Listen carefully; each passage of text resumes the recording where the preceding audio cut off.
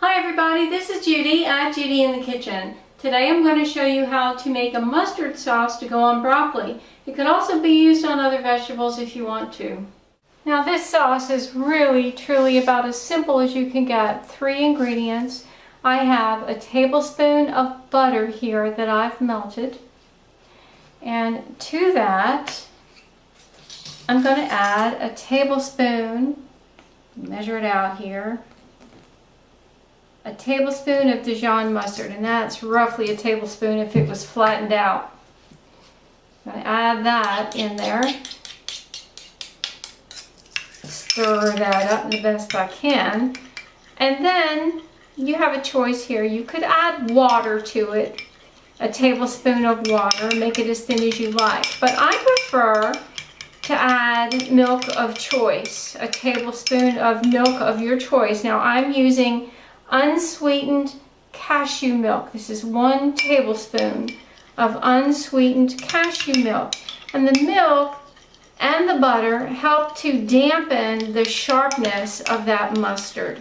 And so we're just going to stir it up really well here. And then I'm just going to drizzle it over the broccoli. We'll just put it all on there, and then we're going to toss this around a little bit.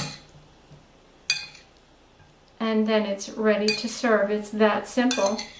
You could make this vegan of your choice if you want. Instead of the butter, you could also use some mashed up avocado, which is something I'm going to make another video with when I get a hold of an avocado. But there you go. It is that simple. And I want to taste a little piece of it for you.